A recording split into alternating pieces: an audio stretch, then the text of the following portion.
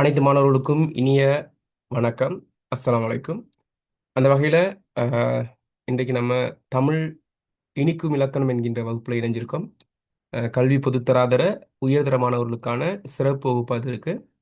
அந்த வகையில் இன்றைக்கு நான் பெறுபேறு வெளியாகும் கடந்த முறை பரீட்சை எழுதிய மாணவர்களுக்கான பெறுபேறு. அந்த வகையில் வழக்கம் போல எமது கல்வியகத்தில் நிறைய ஏக்கள் குவியும் என்ற எதிர்பார்ப்பில் எவ்வித ஐயமும் இல்லை. அந்த அளவுக்கு நிறைய ஏக்கள் குவிய இருக்கு.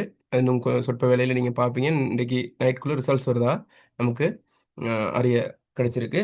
அந்த வகையில் அடுத்த பேட்ச் இதில் இருக்கீங்க. 2026ஆம் ஆண்டு எக்ஸாம் செய்ய போகிற ஆக்கள் இருக்கீங்க. 2027 28 3 பேட்சும் இருக்கீங்க. உங்களுக்கு சொல்ல வேண்டிய விஷயம் என்னன்னு கேட்டால், கடைசி 3 மாதம் 4 மாதங்களில் நம்ம அந்த தொடர்கள் செய்வோம். இலக்கணம், கவிதை, இலக்கிய வரலாறுன்னு தொடர்கள் 3 நாட்கள் 9 மணித்தியாலம் 10 மணித்தியாலம் அப்படி இருக்கும். அந்த தொடர் ஸ்டார்ட் ஆகுது. உங்களுக்கு தெரியும். இதில் 3, 4, 5ஆம் திகதி இலக்கண தொடர் 1ம் 9, 10, 11 4ஆம் மாதம் 9, 10, 11 2ஆம் தொடரும் ஸ்டார்ட் ஆகிருக்கு. எனவே இதில் நிறைய பேர் இணைஞ்சிருக்காங்க. இணையாத மாணவர்கள் அதுக்கு முன்பு இணைஞ்சா நீங்கள் உங்களுக்கு பிரயோசனமான ஒரு வகுப்பாக அது இருக்கும். அந்த வகையில் ஒரு முன்னோடியான வகுப்பாக இன்றைக்கி நம்ம பார்ப்போம். இதில் முக்கியமான விஷயங்களை நம்ம இன்றைக்கி ஷேர் பண்ண போகிறோம். அதாவது சில இலக்கண தலைப்புகளை நம்ம விளங்கி கொள்ள போகிறோம். அதிகமாக பரீட்சைக்கு வரக்கூடிய எம்சிக்யூவாக இருக்கலாம் அல்லது கட்டமைப்பு வினாவாக இருக்கலாம். வரக்கூடிய பகுதிகளை நம்ம பார்க்க போகிறோம். அந்த பகுதிகளோட தலைப்பையும் பார்த்துட்டு அதுக்கு பிறகு நம்ம எம்சிக்யூ ஒரு குறிப்பிட்ட பல்வேறு வினாவையும் நம்ம செஞ்சு பார்க்க போகிறோம். சரியா? ஓகே. அப்போ நம்ம ஸ்டார்ட் பண்ணுவோம். அந்த வகையில் பிள்ளைகள் உங்களுக்கு தெரியும் 2011ஆம் ஆண்டு நியூ சிலபஸ் ஸ்டார்ட் ஆகும்போது 2011ஆம் ஆண்டு தான் உயர்தரத்தில் ஆரம்பத்தில், அதாவது உங்களோட சிலபஸ்க்கு முன்பு வந்து 2011 தான் ஸ்டார்ட் ஆனிச்சு நியூ சிலபஸ். அதுக்கு பிறகு தான் உங்களோட சிலபஸ் இப்போ நீங்கள் படித்து கொண்டிருக்குது. அந்த வகையில் அந்த டைமில் எம்சிக்யூ 20 வரும். பிறகு கட்டமைப்பு வினா 5 வரும். சரியா? 20 எம்சிக்யூக்கும் 20 புள்ளிகள் ப்ளஸ் கட்டமைப்பு வினா. கட்டமைப்பு இப்படி இந்த மாதிரி அகப்புணர்ச்சி புறப்புணர்ச்சின்னு போட்டு உதாரணம் தந்து விளக்கு, அந்த மாதிரி சோட்டா 2 புள்ளிகள். அதுக்கு விளக்கமும் உதாரணமும் எழுதுனா ஓகே. சரியா? அப்படிதான் இருந்துச்சு. எனவே அந்த கேள்விகளை மையப்படுத்தி இன்றைக்கி நம்ம பார்க்க போகிறோம். ஏன்னு கேட்டால் அப்படி கட்டமைப்பு வினா நேரடியாக அப்படி வராது. உங்களுக்கு 8வது வினாவுக்கு வரும், ஆனால் 5 புள்ளிகளுக்கு வரும். இது 2 புள்ளிகளுக்கான விளக்கத்தை நம்ம பார்க்க போகிறோம். இருந்தாலும் கூட அது தொடர்பாக முழுமையான விளக்கத்தை நம்ம பார்த்துக்கிட்டே எம்சிக்யூ ட்ரை பண்ண போகிறோம். ஓகே. அந்த வகையில் இப்போ நம்ம ஒவ்வொன்றா நம்ம பார்த்துட்டு போக போகிறோம். அப்போ இதில் வந்து முதல்ல தலைப்பு, அதாவது குறிப்பிட்ட அந்த தலைப்புகளை பார்த்து விளங்கி கொண்டு அதுக்கு பிறகு நம்ம என்ன செய்யணும்னு கேட்டால் எம்சிக்யூவுக்கு போவோம். சரியா? ஓகே. அந்த வகையில் பாருங்கள், அகப்புணர்ச்சி புறப்புணர்ச்சி என்பவற்றை உதாரணம் தந்து விளக்குக அப்படிங்கிற ஒரு கேள்வி வந்திருக்கு. அகப்புணர்ச்சி புறப்புணர்ச்சி என்பவற்றை உதாரணம் தந்து விளக்குக. இப்போ நம்ம என்ன செய்யணும்னு கேட்டால், முதலாவது அகப்புணர்ச்சினா என்ன, புறப்புணர்ச்சினா என்ன அப்படின்னு நம்ம என்ன செய்யணும், கொடுக்கணும். கொடுத்த பிறகு அதுக்கு உதாரணத்தை கொடுக்கணும். அப்போ வரவிலக்கணத்துக்கு 1 புள்ளிகள், 1 புள்ளி, அதே போல் உதாரணத்துக்கு 1 புள்ளி, மொத்தம் 2 புள்ளி கிடைக்கக்கூடியதாக இருக்கும். சரியா? அப்போ அகப்புணர்ச்சி புறப்புணர்ச்சி அது எந்த இயலோட சம்மந்தப்பட்டது உங்களுக்கு தெரியும்? புணரியலோட சம்மந்தப்பட்டது. சரியா? ஓகே. அப்போ அகப்புணர்ச்சினா என்ன? யாராவது ஒரு ஆள் சொல்லுங்க. அகப்புணர்ச்சினா பகுபதங்களாக பிரிக்கக்கூடிய வாரிப்பு. ஓகே. புறப்புணர்ச்சினா சொற்றொடர்களாக பிரிக்கக்கூடிய. அப்போ நம்ம முழுமையான ஒரு விஷயமா கொடுக்கணும். ஏன்னா முழுமையாக அதை கொடுக்கணும். வெறுமனே நம்ம மேலோட்டமாக நுனிப்புள் மேயாமல் நம்ம என்ன செய்யணும், முழுமையான விளக்கத்தை நம்ம கொடுக்கணும். பாருங்கள், அதில் உங்களுக்கு கொடுத்துருக்கு பாருங்கள், ஸ்கிரீன் விளங்கக்கூடியதாக இருக்கும். ஒரு சொல்லின் அமைப்புக்குள் நிகழும் புணர்ச்சி அல்லது பகுபத உறுப்புகள் ஒன்றோடு ஒன்று இணையும் புணர்ச்சி அகப்புணர்ச்சின்னு தான் சொல்லும். சரி, அகப்புணர்ச்சி. அகம்னா என்னது? உள்ளே. அகம் என்பது உள்ளே. அப்போ சொல்லுக்குள்ளே என்னது புணர்ச்சி இடம்பெறுறது. இப்போ ஒரு சொல்லை எடுத்துக்கொண்டால் ஒரு சொல்லுக்குள்ளே என்னென்ன இருக்கும், என்னென்ன உறுப்புகள் இருக்கும்? பகுதி இருக்கும், விகுதி இருக்கும், இடைநிலை இருக்கும், சந்தி இருக்கும், சாரியே இருக்கும். சரியா? குறைந்தபட்சம் எத்தனை உறுப்புகள் இருக்கும்? ஒரு சொல்ல ஆக்க கூறுகளாக பிரிக்கும் போது குறைந்தபட்சம் எத்தனை கூறுகள் இருக்கும்? சொல்லுங்க பாப்போம். குறைந்தபட்சம் 2. 2. ஒன்று பகுதி, ஒன்று விகுதி. சரியா? ஓகே. அப்ப அந்த மாதிரி அப்ப இதுல அகப்புணர்ச்சி என்பது என்னன்னு கேட்டா சொல்லுக்குள்ளே நிகழும் புணர்ச்சியாக காணப்படுது. அப்ப நம்ம அதை என்ன செய்யலாம், சொல்லின் உறுப்புகளாக தான் பார்க்கணும். பாருங்க, உதாரணமா நாம் பிளஸ் கல். சரியா? இதுல நாம் என்பது என்னது? பகுதி. கல் என்பது பன்மை விகுதி. அப்ப பாருங்க, இது ஒரு சொல்லும், அதாவது ஒரு பகுதியும் ஒரு விகுதியும். அப்ப பகுதி மட்டும்தான் சொற்பொருளை தரும், முதலாவதா இருக்கு. கல் என்பது என்னது? பன்மை விகுதி. அது சொற்பொருள் தராது, இலக்கண பொருள் தரும். பன்மை என்கின்ற இலக்கண பொருளை தருது. சேர்க்கும் போது நாங்கள் என்கின்ற ஒரு சொல்லை நம்ம உருவாக்குறோம். எனவே இந்த நாங்கள் என்கின்ற சொல்லுக்குள்ளால என்ன இருக்கு? நாம் என்கின்ற பகுதியும் கல் என்கின்ற விகுதியும் இருக்கு. எனவே நாங்கள் என்பது என்னது? ஒரு சொல்லா அல்லது ஒன்றுக்கும் மேற்பட்ட சொற்களா? நாங்கள் என்பது நாங்கள்ங்கிறது ஒரு சொல்லா அல்லது ஒன்றுக்கும் மேற்பட்ட சொற்களா? ஒரு சொல். ஒரு சொல். எனவே அந்த ஒரு சொல்லுக்குள்ள பாருங்க ரெண்டு உறுப்புகள் இருக்கு. எனவே ஒரு சொல்லின் அமைப்புக்குள் நிகழும் புணர்ச்சி அல்லது பகுபத உறுப்புகள் ஒன்றோடு இணையும் புணர்ச்சி அகப்புணர்ச்சி. நம்ம உறுப்புகளோட சேர்ந்து இணைஞ்சு வர்றது என்னது? அகப்புணர்ச்சி. பாருங்க, மரத்தை என்கின்ற போது மரம், அத்து, ஐ. இப்ப மரம் என்றால் என்னது? பகுதி. அத்துங்கிறது சாரியை. ஐங்கிறது விகுதி. விகுதி. சரியா? அது ஒரு வேற்றுமை உருவா இருக்கு. ஓகே, அப்ப அதன் அடிப்படையில் வரும் மரத்தை என்கின்ற போது அது என்னது? அகப்புணர்ச்சி. சொல்லுக்குள்ளே இடம்பெறுகின்ற புணர்ச்சியா நம்ம பார்க்கிறோம். அதே மாதிரி ஓடுகின்றான், ஓடு பிளஸ் இன் பிளஸ் ஆன், எழுத்துப்பிழை ஒன்று இருக்கு. சரியா? ஓடினான், ஓடு பிளஸ் இன் பிளஸ் ஆன், ஓடினான். சரியா? ஓடினான் என்கின்ற போது என்னன்னு கேட்டா அது அகப்புணர்ச்சியா இருக்கு. அப்ப இது வந்து சொற்களுக்குள்ள தான் நடக்குது. உங்களுக்கு அவதானம் இருக்கா? சொல்லுக்குள்ள தான் நடக்குது. சொற்களுக்கு வெளியில நடக்குதா? இன்னும் ஒரு சொல் வருதா? இல்லை. ஒரு சொல்லுக்குள்ளே புணர்ச்சி நடக்குது, அகப்புணர்ச்சி. இப்போ புறப்புணர்ச்சி என்கின்ற போது ஒரு சொல்லின் அமைப்புக்கு வெளியே நிகழும் புணர்ச்சி. அப்படி சொல்லின் அமைப்புக்கு வெளியே இன்னொரு சொல்லோட சம்பந்தப்பட்டது அல்லது இரண்டு அல்லது பல சொற்கள் ஒன்றோடு ஒன்று இணையும் புணர்ச்சி புறப்புணர்ச்சி. எனவே சொல்லின் உருவுகள் ஒன்றோடு இணைகிறது வந்து அகப்புணர்ச்சி, சொற்கள் ஒன்றோடு ஒன்று இணைகிறது வந்து என்னது? புறப்புணர்ச்சி. சரியா? பாருங்க, வானமும் கடலும், வானமும் கடலும் அப்படிங்கிற வானமும் கடலும் ரெண்டு சொல் இருக்கு. சரியா? நான் நாளைக்கு கொழும்புக்கு போகிறேன், நாளைக்கு கொழும்புக்கு போகிறேன். அப்போ பாருங்க, மூணு சொற்கள் ஒன்று இணையுது, ஒரு சொற்றொடராக வருது. அப்போ சொற்கள் ஒன்று வர்றது என்னன்னு கேட்டால் என்ன புணர்ச்சி நம்ம சொல்லுவோம்? என்ன சொல்லுவோம்? புறப்புணர்ச்சின்னு சொல்லுவோம். அப்போ சொல்லுக்குள்ளே நிகழ்கின்ற புணர்ச்சி அகப்புணர்ச்சி என்றும், சொற்களுக்கு இடையில் இடம்பெற புணர்ச்சி புறப்புணர்ச்சின்னு சொல்லுவோம். விளங்கிடுச்சா? நான் பாடம் படித்தேன், இது அகப்புணர்ச்சியா புறப்புணர்ச்சியா? புறப்புணர்ச்சி. புறப்புணர்ச்சி. சரியா? ஓகே.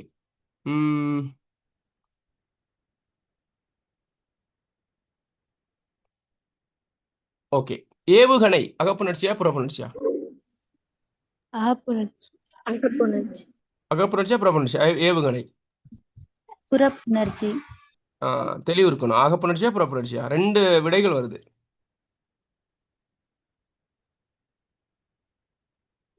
ம் அதாவது கவனிங்க, அந்த தொகை சொற்கள் இருக்கு.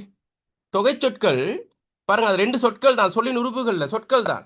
ஏவுகணை என்பது ஏவுங்கிறது ஒரு வினை, கணை என்பது என்னது? ஒரு பெயர். ஆனா இருந்தாலும் கூட இரண்டையும் சேர்த்து பார்க்கும்போது நம்ம என்னன்னு பார்க்கிறோம்? அது ஒரு சொல்லா தான் பார்க்கிறோம். ஏவுகணைங்கிறது ஒரு சொல்லா ரெண்டு சொல்லா? ஏவுங்கிறது தனிச்சொல், கணைங்கிறது வேற ஒரு சொல், ரெண்டும் சேர்க்கும் போது ஒரு கூட்டு பேரா இருக்கு. எனவே அந்த கூட்டு பேராக்கம் அந்த மாதிரி வரும்போது கூட்டு பேராக்கம்ல எதுக்குள்ள வரும்? அகப்புணர்ச்சிக்குள்ள தான் வருங்கிறது நீங்க பார்க்கணும். விளங்கிடுச்சா? அகப்புணர்ச்சிக்கும் புறப்புணர்ச்சிக்கும் இடையிலான வித்தியாசம் விளங்கிடுச்சா? அப்ப புறப்புணர்ச்சி என்பது சொற்களுக்கு இடையில வருது. சரியா? ஒரு வாக்கியமா வர மாதிரி இருக்கும். சரியா? ஓகே, இது வந்து நம்ம கொஞ்சம் பார்த்துக்கொள்ளணும். அப்போ இது அகப்புணர்ச்சிக்கும் புறப்புணர்ச்சிக்கான வித்தியாசத்தை நீங்கள் என்ன செய்யணும்? வரைவிலக்கணப்படுத்திட்டு அந்த உதாரணத்தை கொடுத்தீங்கன்னா 2 புள்ளிகள் கழுதியில். இப்போ நம்ம என்கிட்ட ஏன் சொன்னேன்? இதுக்கு அடிக்கடி எம்சிக்யூல கேட்குறாங்க.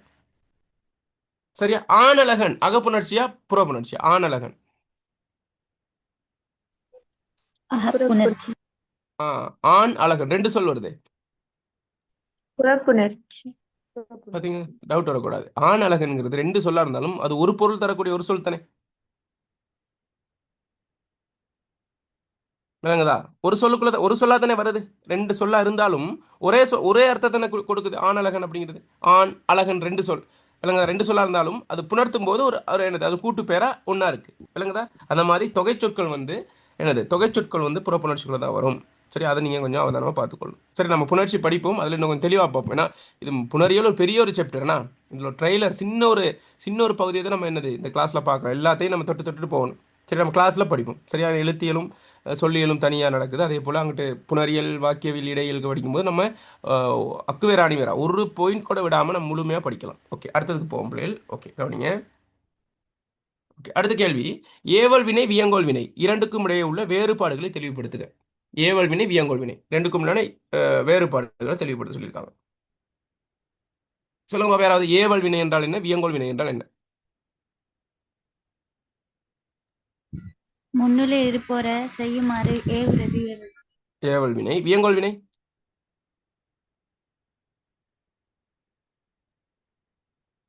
என்ன வியங்கோல் வினை? கவனிங்க.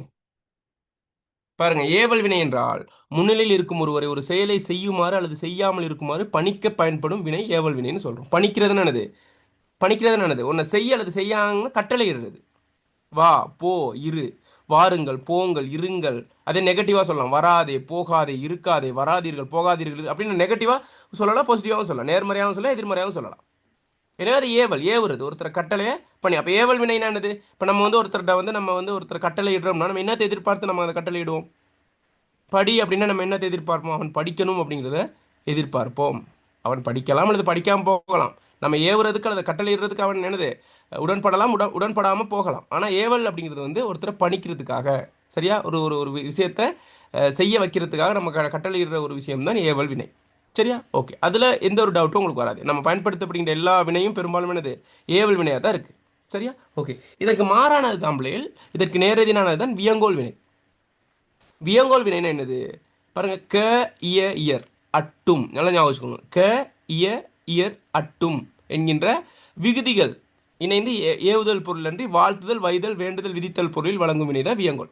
சரி, அப்போ நம்ம என்னோட அடிக்கடி சொல்கிறது, அந்த எனது நாட்டாமை படத்தில் மாயண்ணை வந்திருக்காக, மாப்பிள்ளை மொக்கச்சாமி வந்திருக்காக, மற்றும் நம் உறவினர்கள்லாம் வந்திருக்காக, வாமா மின்னலு அப்படின்னு ஒரு ஒரு சீன் ஒன்று வரும். அந்த மாதிரி இதில் க வாழ்க, ஒளிக, அந்த மாதிரி வாலியர், வாலியர், அந்த மாதிரி. சரியா, அந்த மாதிரி வரக்கூடியதான் என்னது இந்த வியங்கோல் வினை. சரியா, விளங்க என்ன சொல்கிறேன்? விளங்குதா? வாழ்க, வாழிய, இப்போ இந்த வாழ்க தமிழ் மொழி, வாழ்க தமிழ், வாழிய, வாழியவே, வாழிய. சரியா, இந்த கூட்டம் கூண்டோடு அழியட்டும். சரியா, பின்வருவனவற்றுக்கு விடை தருக. சரியா, அந்த மாதிரி. விளங்குதா உங்களுக்கு என்ன சொல்கிறேன்? இப்போ உதாரணம் சொல்லுங்க பார்ப்போம். வாழ்த்துதலுக்கு ஒரு உதாரணம் சொல்லுங்க. வாழ்த்துதலுக்கு, வாழ்த்துதலுக்கு உதாரணம் சொல்லுங்க. ஈடோடி வாழ்க, வாழ்க, வாழிய, வாழியெல்லாம் வாழ்த்துதல். வைதலுக்கு சொல்லுங்க. ஒளிக ஒளிக, அழியட்டும், வைதல். சரியா, வேண்டுதலுக்கு சொல்லுங்க. தருக செய்க ஆ, இல்ல இல்ல இல்ல, அது வந்து விதித்தல்.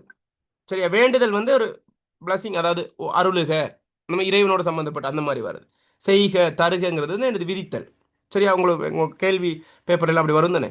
விளங்குதா? அந்த மாதிரி வரும். விளங்குதா? அப்போ இதுதான் என்னன்னு கேட்டால் வியங்கோல் வினை. சரியா, ஏவல் வினை, வியங்கோல் வினை. அப்போ நீங்கள் சொல்லுங்க பிள்ளைகள், ஏன் ரெண்டு வினையை பார்க்கணும்? ஏவல் வினையும் வியங்கோல் வினை என்னது? ஏன் அப்படி ரெண்டு வகையாக பார்க்கணும்?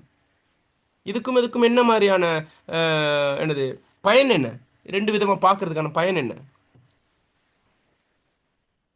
ஏவல் வினைக்கும் வியங்கோல் வினைக்கான வேறுபாடுகள் என்ன? யாராவது சொல்லுங்க பாப்போம், ப்ராக்டிக்கலாக சொல்லுங்க பாப்போம். ஏவல் வின ஒரும பன்மை வேறுபாடுடையது, வியங்கோல் வின ஒரும பன்மை வேறுபாடு இல்ல. ம் ஏவல் வின முன்னிலையா மட்டும் வார, ஆனா ம். வியங்கோல் வின ரெண்டு திணைக்கும் ஐம்பால் மூவிடத்துக்கும் வார. ஆ ஏவல் வின வந்து ஏவல் பொருளை மட்டும்தான் வார, ஆனா ம் வியங்கோல் வின வந்து வாழ்த்தல், வைதல், வேண்டல், விதித்தல் பொருளை வார. ஆ பாருங்க, ஏவல் வினைக்கும் வியங்கோல் வினைக்கும் இல்லாத வேறுபாடு. ஏவல் வினை ஏவல் பொருளில் மட்டும்தான் வரும். எனது ஒரு விஷயத்தை நம்ம பணிக்கிறதுக்கு, வா, வராதே அப்படிங்கிறது பணிக்கிறதுக்கு. சரியா, வியங்கோல் வினை வந்து வாழ்த்துறதுக்கு வரும், வைதலுக்கு வரும், வைத்தல்ல வைதலுக்கு வரும், வேண்டுதலுக்கு வரும், விதித்தல், இந்த மாதிரி நான்கு பொருளில் வரும். ஆனால் ஏவல் வினை ஒரு பொருளில் தான் வரும். ஏவல் வினை ஒருமைப்பன்மை வேறுபாடுடையது, வியங்கோல் வினை ஒருமைப்பன்மை வேறுபாடற்றது. என்னன்னு சொல்லுங்க போகாத? ஏவல் வினை ஒருமைப்பன்மை வேறுபாடுடையது, வியங்கோல் வினை ஒருமைப்பன்மை வேறுபாடற்றது. என்னது? என்ன டிஃபரன்ஸ் சொல்லுங்க, அது எப்படி? அது யாராவது சொல்லுங்க. ஏவல் வினை ஒருமைப்பன்மை வேறுபாடுடையதான், வியங்கோல் வினை ஒரு எல்லாத்துக்கும் பொதுவாக வருமா? இப்போ வாழ்க அப்படிங்கும்போது நீ வாழ்க, சரியா, சொல்லலாம். நீங்கள் வாழ்கன்னு சொல்லலாமா? சொல்லலதா? ஏலும் அவர்கள் வாழ்க சொல்லலாம் தானே? இப்போ எல்லாத்துக்கும் பொதுவாக வருதுன்னா வியங்கோல் வினை. ஆனால் வா அப்படின்னா என்னது? ஏவல் ஒரும ஒருமை. சரியா, அப்போ நம்ம அப்போ அது பன்மையாக மாற்றணும், திரும்ப மாற்றணும். என்ன? வாருங்கள் அப்படின்னு மாற்றணும். ஆனால் இதில் அப்படி இல்லை. ஏவல் வினை ஒருமைப்பன்மை வேறுபாடுடையது, வியங்கோல் வினை ஒருமைப்பன்மை வேறுபாடு பொதுவாக வரும். ஏவல் வினை முன்னிலையாய் மட்டும் வரும், வியங்கோல் வினை இரு திணை ஐம்பால் மூவிடத்துக்கும் பொதுவாகும். அது என்னது? ஏவல் வினை முன்னிலையாய் மட்டும்தான் வருமா? வியங்கோல் வினை இரு திணை ஐம்பால் மூவிடத்துக்கும் பொதுவாக அமையுமா? அதை சொல்லுங்க பார்ப்போம். ஒரு கட்டளை இடுறதுக்கு முன்னுக்குள்ள வர்றதை நம்ம பார்ப்போம்னு நம்ம இது பண்ணலாம். சரியா, படற்கையில் உள்ளவர்கிட்ட கட்டளை இடையல்மா? படற்கையில் உள்ளவர்கிட்ட ஏலா ஏலாது. அவள் வியங்கோல் வினை இரு திணை ஐம்பால் மூவிடத்துக்கும் பொதுவாக வரணும். இரு திணைனா உயர்திணை அக்திணை. எப்படி சொல்லுங்க, உதாரணம் சொல்லுங்க. நாய் வாழ்கன்னு சொல்லலாம். சரியா, மிருகங்கள் வாழ்கன்னு சொல்லலாம். சரியா, ராஜா வாழ்கன்னு சொல்லலாம். ரெண்டுக்கு வருதா? ஐம்பாலுக்கும் ஐம்பால்னா ஆண் பால். ராஜா வாழ்க, பெண் பால் என்னது, ராணி வாழ்க, தாய்மார்கள் வாழ்க. சரியா? எல்லாம் ஐம்பாலுக்கும் வரும். ஆண் பால், பெண் பால், பலர்பால், ஒன்றன் பால், பலவின் பால் எல்லாத்துக்கும் வரும். மூவிடத்துக்கும் நீ வாழ்க, சரியா, நான் வாழ்க, அவர்கள் வாழ்க அப்படின்னு சொல்லலாம் தானே, பொதுவாக எல்லாத்துக்கும் வரும் தானே. ஆனால் இதில் வருமா அப்படி ஏவல் வினைக்கு அப்படி சொல்லலுமா? இல்ல. சொல்ல இயலாது. என்ன, தனித்தனியாக அதுக்கு ஏற்ற மாதிரி மாற்றணும். விளங்குதா? அந்த மாதிரி நம்ம சோட்டா விளங்கிட்டா சரி. ஆழமாக படிக்கிறதுக்கு நம்ம நேரம் போகாதனால தான் கொஞ்சம் ஸ்பீடாக போகிறேன். சரி, நிறைய விஷயங்கள் நம்ம பார்க்குறது அதனால தான் குறிப்பிட்ட நேரத்துக்குள்ள நிறைய விஷயம் பார்க்கணுங்கிறதுக்கா. இது விளங்கிடுச்சா உங்களுக்கு?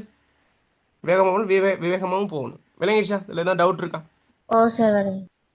ஓகே, அடுத்த தலைப்புக்கு போமா? ஆ. ஓகே, அடுத்த தலைப்பு பாருங்க. பண்புத்தொகை, ஓமைத்தொகை ஆகியவற்றை உதாரணம் தந்து விளக்குக. பண்புத்தொகை, ஓமைத்தொகை ஆகியவற்றை உதாரணம் தந்து விளக்கு. என்ன பண்புத்தொகை என்ன, ஓமைத்தொகை என்ன? உங்களோட பண்பை குறிச்சு வர்றது பண்பு. அப்படியா? அப்படி மேலோட்டமா சொல்லி சரியுமா? சொல்லுங்க. ஆன ஆகிய உறுப்புகள் மறைந்து வருமா இருந்தா அது பண்பு தொகையா இருக்கும் சார். ம், ஓகே. ஓமைத்தொகைனா? ஆஹ் போல போன்ற போன்ற உவமை உறுப்புகள் மறைந்து வருமா இருந்தா உவமை தொகையா இருக்கும் சார். ஓகே, கவனிங்க. சின்ன ஒரு விஷயம் தான். பண்புத்தொகை அப்படிங்கும்போது பண்புருவு மறைந்து நின்று ஒரு பண்பு பெயரும் வேறு ஒரு பெயர் சொல்லும் இணைந்து ஒரு சொல் போல் அமைவது பண்புத்தொகை. அதாவது பண்புருவு மறைஞ்சிருக்குது பிள்ளை. இப்போ வட்டமான மேசைங்கல, அது பண்பு தொகையா? வட்டமான மேசை, வட்டமான மேசை பண்பு தொகையா? வட்டமான மேசை பண்பு விரி. பண்பு அது என்னது, அது தொக்கு நிக்கல், அது விரிவா வருது. அதாவது பண்பு உருவு வெளிப்பட்டு வருது. வெளிப்பட்டு வந்தால் அது பண்பு தொகை அல்ல. மறைஞ்சு வந்தால் தான் அது தொகை. வட்டமான மேசை என்றால் அது என்னது, தொகையா? இல்லை. அதை உருப நீக்கிட்டா வட்ட மேசை. அப்போ இதில் என்ன மறைஞ்சிருக்கு? பண்புருபு மறைஞ்சிருக்கு. அப்போ பண்புருபு மறைந்திருக்கிற சந்தர்ப்பத்தில் வட்டம் என்கின்றது ஒரு பண்பு சொல்ல இல்ல, பண்பை உணர்த்துகின்ற சொல்ல இல்லையா? மேசைங்கிறது ஒரு பெயர் சொல்ல இல்லையா? பெயர் சேர்த்தேன். விளங்கிடுச்சா? அப்போ இடையில எது மறைஞ்சிருக்கு? பண்பு உருபு மறைஞ்சிருக்கு. பண்பு சொல்லும் ஒரு பெயர் சொல்லும் இணைஞ்சு வருது. ஆனால் இடையில மறைஞ்சிருக்குது வந்து என்னது, பண்பு உருபு. எனவே பண்புருபு மறைந்து நின்று ஒரு பண்பு பெயரும் வேறு ஒரு பெயர் சொல்லும் இணைந்து ஒரு சொல் போல் அமைவது தான் என்னது, பண்பு தொகை. கருங்கூந்தலை விரிவா சொல்லுங்க. கருங்கூந்தலை. கருமையான கூந்தல். கருமையான கூந்தல். இதுல கருமைங்கிறது பண்பு பண்பு சொல்ல இல்லையா? பண்பு சார். கூந்தல்ங்கிறது பெயர் சொல்ல வினை சொல்ல? பெயர் சொல். பெயர் சொல்ல. அப்ப எது எது பக்கத்து பக்கத்துல வருது? ஒரு பண்பு சொல்லும் ஒரு பெயர் சொல்லும் இணைந்து வருது. எது மறைந்து இருக்கு? பண்பு வந்து வரைஞ்சிருக்கு. விளங்குதா? அப்ப அந்த மாதிரி மறைந்து நின்று ஒரு பண்பு பெயரும் ஒரு பெயர் சொல்லும் இணைந்து வர்றது தான் பண்பு தொகை. வெண்முகில் என்கின்ற போது வெண் என்பது பண்பு சொல்லா இல்லையா? பண்பு சொல். முகில் என்பது ஒரு பெயர். அப்ப இந்த விரிவா சொன்னா, வெண்முகில விரிவா சொன்னா வெண்மையான முகில். அப்ப எது மறைஞ்சிருக்கு? பண்பு உறுப்பு வந்து மறைஞ்சிருக்கு. வெரி குட், அவ்வளவுதான் விஷயம். சரியா? உவமை தொகை என்கின்ற போது உவமை உருவு மறைந்து நின்று வரைவிலக்கணத்தோட படிச்சுக்கோங்க பிள்ளைகள். முதல்ல விளங்கி கொள்ளுங்க, அதுக்கப்புறம் பாடமாக்கி வச்சுக்கோங்க. ரொம்ப முக்கியம். சிறுகுறிப்பெல்லாம் வந்து 5 புள்ளிகள் எடுக்கணும். உவமை உருவு மறைந்து நின்று ஓமானமும் ஓமையும் இணைந்து ஒரு சொல் போல் அமைவது உவமை தொகை எனப்படும். பாருங்க, மதிமுகம், சரியா, தேன்மொழி, மலர்விழி. சரியா? மதிமுகம் என்கின்ற போது அதை விரிவா சொல்லுங்க. மதி போன்ற முகம். தேன்மொழியை விரிவா சொல்லுங்க. தேன் போன்ற முகம். மலர்விழியை விரிவா சொல்லுங்க. மலர் போன்ற விழி. ஓகே, அப்ப இந்த இடத்துல மதிமுகம், தேன்மொழி, மலர்விழி எல்லாம் என்னது, உவமை தொகை. என்ன உருவு மறைஞ்சிருக்கு? உவமை உருவு மறைஞ்சிருக்கு. போல என்கின்ற உவமை உருவு மறைந்து நிற்க என்னது, 2 சொற்கள் வருது. விளங்குதா? விளங்குதா? ஓமானும் உவமையும் பக்கத்து பக்கத்துல வருது. சரியா? மதிமுகம், தேன்மொழி, மலர்விழி. விளங்குதா? இதுதான் ரெண்டுக்கும் இடையிலான வித்தியாசம். சரியா? ஓகே, அடுத்தது போமா. இதுல ஏதாவது டவுட் இருக்கா? இல்ல சார். அடுத்து, தனிப்பெயரடை ஆக்கப்பெயரடை என்பவற்றை உதாரணம் தந்து விளக்குக. தனிப்பெயரடை ஆக்கப்பெயரடை என்பவற்றை உதாரணம் தந்து விளக்குக. என்னது தனிப்பெயரடை என்றால் என்ன? அதுக்கு முன்னுக்கு பேரடை என்றால் என்னன்னு விளங்கணுமே. சரியா? அப்ப பெயரடைன்னு என்ன? ஒரு பெயர் சொல்ல விரிச்சு விவரிச்சு வரதா? சிறப்பிச்சு வரதா? சிறப்பிக்கிறது. ஒரு பெயர் சொல்ல சிறப்பிக்கிறது. சரியா? வினையடைனா? ஒரு வினையடைய வினைச்சு வினைய வந்து சிறப்பிச்சு வர. சிறப்பிச்சு வருது. ஓகே. இந்த இடத்துல நல்லா கவனிச்சுக்கொள்ளணும் பிள்ளைகள். அப்ப பேரடை என்பது ஒரு பெயர் சொல்லி சிறப்பிக்கிறது. சரியா? ஓகே. அழகிய சீதை. சரியா? அழகிய சீதை. சரியா? ஓகே. அப்ப இந்த இடத்துல அது பெயரடையா இல்லையா? சீதையை சிறப்பிக்குதா இல்லையா? ஓ. அழகான சீதை, அழகிய சீதை ரெண்டும் சொல்லலாம். சரியா? ஓகே. இப்ப எப்படி சொல்லலாம்? அப்ப இதுல அழகிய சீதை என்பதும் அழகான சீதை என்பதும் ஒரு பொருளா வெவ்வேறு பொருளா? வெவ்வேறு. வெவ்வேறு பொருளா? வேற சேம் அர்த்தம் தருதா? வேற அர்த்தம் தருதா? இல்ல சார், அழகிய சீதை அழகான சீதை ரெண்டும் சேம் தானே இது. ஆ ஓகே. விளங்குதா? இப்ப பாருங்க. அதுல அந்த விகுதி இருக்கு தானே பிள்ளைகள்? விகுதி இருக்கு தானே? அழகியங்கையில இயங்கிற விகுதி வருது தானே? சரியா? ஓ. சிறிய சிறிய அப்படிங்கிறதுல என்ன விகுதி வருது? சிறு பிளஸ் இய சிறிய. விளங்குதா? கரிய. நல்லைய பிரிச்சா நல்லங்கிறத பிரிச்சா நல் சக நல் பிளஸ் விளங்குதா? அப்ப பாருங்க. பேரடையாக வழங்கும் சிறு பெரு கரு நல் முதலிய பண்பு அடிச்சொற்களும் அவற்றுடன் இய அ ஆகிய பேரடை விகுதியில் இணைந்து உருவான சிறிய பெரிய கரிய நல்ல போன்ற பேரடை தனிப்பேரடை எனப்படும். இப்ப தனிப்பேரடை என்னது? ஒரு சின்ன ஒரு உறுப்பு வருது. சரியா? தனிப்பேரடை சின்ன ஒரு உறுப்பு. விளங்குதா? ஓகே. இப்போ இப்படி வைங்களேன். இப்போ ஒற்றை இலை இரட்டை இலைன்னு சொல்லுவோம் தானே? ஒற்றை இலைனா ஒரு இலை, ரெட்டை இலைனா ரெண்டு இலை. அப்போ அந்த ஒற்றை இலை வந்து ஒரு உருவத்தில் சின்னதாக இருக்கும், ரெட்டை இலைனா உருவத்தில் பெருசாக இருக்கும். சரி, அப்போ அந்த மாதிரி இங்கு இய அ அப்படிங்கிறத சின்ன ஒரு உறுப்பு.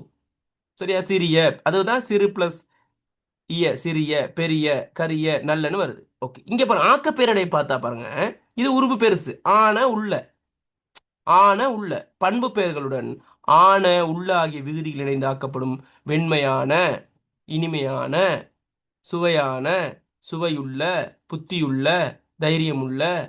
விளங்குதா? அப்ப இதுல ஆன உள்ள அப்படின்னு வந்த ஆக்க பெயரடை, இய வந்தா என்ன பெயரடை? தனி பேர். தனி பெயரடை. விளங்குதா உங்களுக்கு?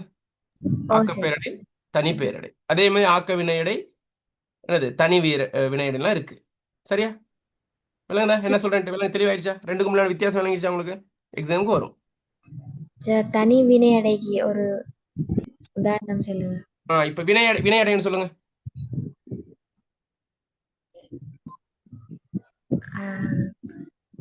வேகமாக. வேகமாக.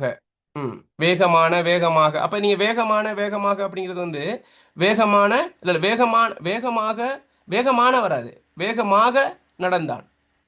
சரியா? ஆக அப்படிங்கிறது வருது தனியா. அப்ப இப்ப சொல்லுங்க, ஆகங்கிறது என்னது ஆக்க வினையடையா இருக்குமா அல்லது தனி வினையடையா இருக்குமா? ஆக்க வினையடை. ஆக்க வினையடை. அந்த மாதிரி இப்ப தனி வினையடை நீங்களே சொல்லுங்க பாப்போம். மெல்ல நடந்தான். மெல்ல. பாருங்க, மெல்லங்கிற என்ன விகுதி வருது அங்க? வருது. விளங்குதா? அந்த மாதிரி விளங்குதா உங்களுக்கு? அந்த விகுதி பாருங்க, சின்ன ஒரு இதா இருக்கு, ஒரு சின்ன ஒரு அரும்புமா இருக்கு. இது வந்து அந்த ஒரு பெரிய ஒரு உறுப்பா இருக்கு. இதை வச்சு நம்ம கண்டுபிடிச்சு போடலாம். விளங்குதா? விளங்கிட்டோம்னா சரி பிள்ளைல, அதை நம்ம இலக்கண ரீதியா புரிஞ்சு கொண்டோம்னா சரி, இயல்பா விளங்கி கொண்டோம்னா சரி. சரியா? ஸ்கிரீன்ல இருக்காதீங்க. ஓகே, தெளிவா அடுத்தது பாப்போமா? சார், சிறிய சிறிய கற்கள் என்றது என்ன அடை? விளங்கல? சிறிய சிறிய கற்கள் என்பது என்ன சிறிய அடை? கற்கள்னா என்னது? எதை சிறப்பிக்குது? கற்கள் பெயர் சொல்ல வினை சொல்லா? பெயர் சொல். அப்ப என்ன அடை? இல்ல தனிப்பெயரடையா கூட்டு இல்ல இல்ல, அது பெயரடையா? இது சொல்ல வந்திருக்கு. அது நீங்க அது அதான் சொல்றேன், விகுதியை வச்சு தான் நம்ம ஆக்கமா பெயரான்னு பாக்குறோம். விளங்குதா? விகுதியை வச்சு இது சொல்லே கொடுத்துட்டு இப்ப மிக அழகான, மிக மிக அழகான. விளங்குதா? அப்படி சொல்ல மிக அழகானு ஒன்று தான், மிக மிக அழகான ஒன்று தான். விளங்குதா உங்களுக்கு? அதை வச்சு நம்ம இது பண்ண இல்லாது. அந்த அந்த அடை இருக்குதுன்னு, அடையில உள்ள விகுதி இருக்கு, விகுதியை தான் பார்க்கணும். அடையே பார்க்கக்கூடாது. அடை இரட்டிச்சு வர்றதெல்லாம் பார்க்கக்கூடாது. விளங்குதா? அது அடுக்கு, அது அடுக்கா வருது, தனியா வரும், அடுக்கா வரும். அப்ப நம்ம அதை அடுக்கா தான் வருதே ஒழிய அதை வந்து தனி ஆக்கம்னு நம்ம பிரிக்கலாது. விளங்கி என்ன சொல்றேன்ட்டு? அப்ப எதை வச்சு நம்ம தனியா ஆக்கமான்னு பிரிக்கிறது? அந்த அடையில உள்ள விகுதியை வச்சு தான் பிரிக்கிறோமே ஒழிய அந்த அடையை வச்சு பிரிக்கலாமா? ரெண்டு டபுளா வந்தா அல்லது சிங்கிளா வரதா பாக்குறதா அல்லது விகுதியை வச்சு பாக்குறதா? விகுதியை வச்சுதான் பாக்குறேன். விகுதியை வச்சு தான் பார்க்கணும். விளங்கிச்சா? கேளுங்க, நம்ம கேள்விதான் எதிர்பார்க்கிறேன் நான். அப்பதான் நம்ம நிறைய விஷயங்களை டிஸ்கஸ் பண்ணலாம். இந்த டவுட்லாம் தான் நமக்கு அங்க என்னது கன்ஃபியூஸ் ஆகி அந்த அந்த கேள்விக்கு பிழையை நம்ம விடையடிக்கிறதுக்கு நம்ம தூண்டும். அதனால தெளிவாகிக்கொள்ளுங்க. சரியா? தெளிவு தானே? இப்ப இந்த தனிப்பெயரடை ஆக்கப்பெயரடை.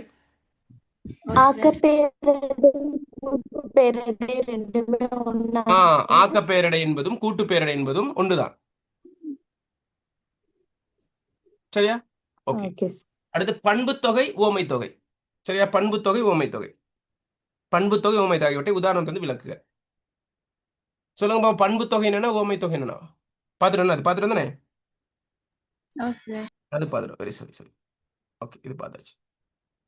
தனிப்பகுதி கூட்டுப்பகுதி என்பவற்றை உதாரணம் தந்து விளக்குக. தனிப்பகுதி கூட்டுப்பகுதி என்பதை உதாரணம் தந்து விளக்குக. என்னது தனிப்பகுதி என்றால் என்ன, கூட்டுப்பகுதி என்றால் என்ன? பகுதியை மேலும் பிரிக்க முடியாததாக இருந்தா அது தனிப்பகுதி. ம் பகுதியை பிரிக்கக்கூடிய வகையில காணப்பட்ட அது கூட்டுப்பகுதி. ம் இந்த இந்த டைலாக் கேட்டிருக்கீங்களா? சிங்கம் சிங்களா தான் வரும். அடுத்து எது கூட்டமாக வரும்? பன்னிங்க தான் கூட்டமா வரும். அந்த மாதிரி தான் இது. தனிப்பகுதி கூட்டுப்பகுதி. சரி, அப்ப பகுதின்னு என்னன்னு முதல்ல பார்க்கணும். பகுதின்னு என்ன? பகுதி என்றால் என்ன? ஒரு சொல்லிண்ட உறுப்பு அடிப்படையில் சொல்லுங்க. பகுபதம் பகாபதத்துல பகுபதத்துல பகுதினா என்னது? ஒரு பகுபத உறுப்பு முதலாவது உறுப்பு. ஒரு அது சொல்லின் அடிச்சொல். அடி பகுதி. அடிச்சொல். அது மட்டும்தான் அந்த அந்த முதல் உறுப்பு மட்டும்தான் சொற்பொருள் தரும். விளங்குதா? அது மட்டும்தான் சொற்பொருள் தரும். ஏனைய விகுதியா இருக்கலாம், இடைநிலையா இருக்கலாம், சந்தியா இருக்கலாம், சாரியா இருக்கலாம். என்னது சாரி வந்து என்னது? அது எந்த ஒரு பொருளுமே தராது. அது ஒரு ஒரு ஒரு என்னது ஒரு என்ன சொல்றது, சாரியை வந்து இலக்கண பொருளும் தராது. சரியா? இலக்கண பொருள் தரும். மற்றது விகுதி இடைநிலை அதெல்லாம் என்னது? அதெல்லாம் என்ன செய்யணும்னு கேட்டால் இலக்கண பொருள் தரும். சரியா? இப்போ நான் சொல்கிறேன் பாருங்க. இப்போ ஏன் நான் அப்படி விளக்குறேன் அப்படின்னு கேட்டால், பகுதிங்கிறது மட்டும்தான் சொல்லின் அர்த்தத்தை தரும். இப்போ வந்தான் அப்படின்னா பிரிங்க, வந்தான பிரிச்சா வா வா பிளஸ் இந்தி பிளஸ் ஆன். அப்போ இந்த இடத்துல அந்த அந்த பகுதி மட்டும்தான் சொல்லின் அர்த்தம். வருதல்ங்கிற வா அப்படிங்கிற சொல்ல இருக்கும். இந்தி ஏதாவது சொல்ல அர்த்தம் தருது, ஆண்கிறதுல ஏதாவது அர்த்தம் தருது இல்லை. அப்போ பகுதி என்பது மட்டும்தான் சொற்பொருள் தரும். அது ஞாபகம் வச்சுக்கொள்ளும். சரியா? ஓகே. எனவே அந்த பகுதியை தான் நம்ம தனிப்பகுதி கூட்டுப்பகுதின்னு சொல்றோம். எனவே ஒரு சொல்லை நம்ம ஆக்கக்கூறுகளாக பிரிக்கும் போது அதில் வருகின்ற பகுதி, சரியா, அந்த பகுதியை மேலும் பிரிக்க முடியாட்டி, ஒரு பகுதியை பிரிக்கிறோம், ஒரு சொல்லிண்ட ஒரு அடிச்சொல் தானே பகுதி. அந்த அடிச்சொல் வந்து சொல்லின் அர்த்தத்தை தரக்கூடியதா இருக்கணும். சரியா? அது முழுமையாக மற்றது எதுவுமே சொல்லின் அர்த்தத்தை தராது. அப்போ நம்ம பகுதியாக பிரிக்கும் போது, பகுதியை நம்ம இனங்காணும் போது சொல்லின் அர்த்தம் எது வரைக்கும் இருக்கோ அதை அப்படியே தனியாக எடுத்துடணும்.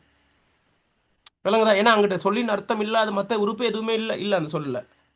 வேற உறுப்புகள் இல்லை, பகுபத உறுப்புகள் வேற இல்லை. அப்போ என்ன செய்யணும், என்ன சொல்றேன்னு பாருங்க. நல்லா எல்லாம் சுற்றி வளைச்சு ஒரு இடத்துக்கு வருவேன் நான், கவனிங்க. அப்போ இப்போ வந்தான் அப்படிங்கும்போது வா அப்படிங்கிறோம், அது வந்து பகுதியாக இருக்குது, அதை தனிப்பகுதின்னு சொல்கிறோம்.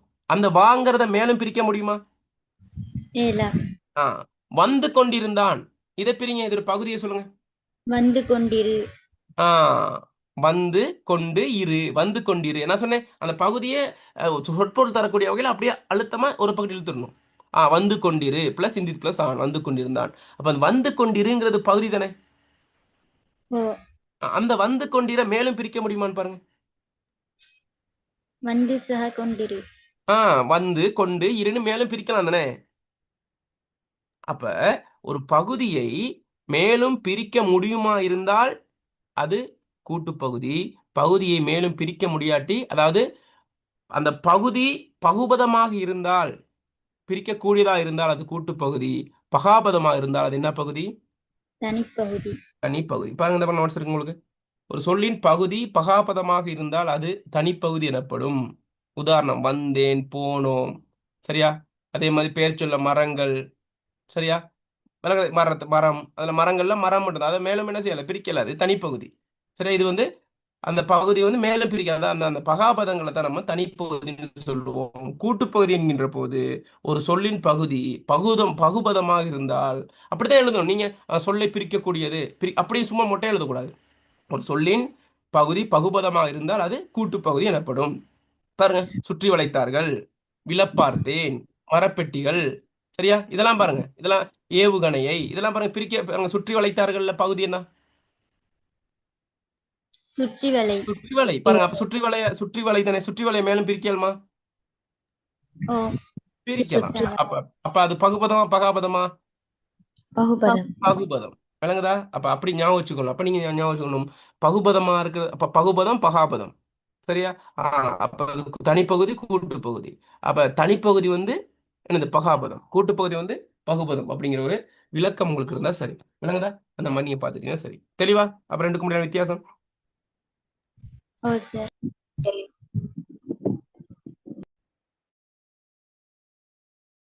இப்ப இப்படி ஒரு கேள்வி வரும் முடியாது.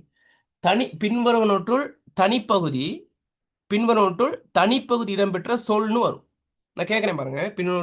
பின்வருவனவற்றுள் தனிப்பகுதி பின்வருவனவற்றுள் தனிப்பகுதி இடம்பெற்ற சொல். இது ரெண்டு கேள்வியும் ஒன்னா வெவ்வேறா? யாராவது சொல்லுங்க.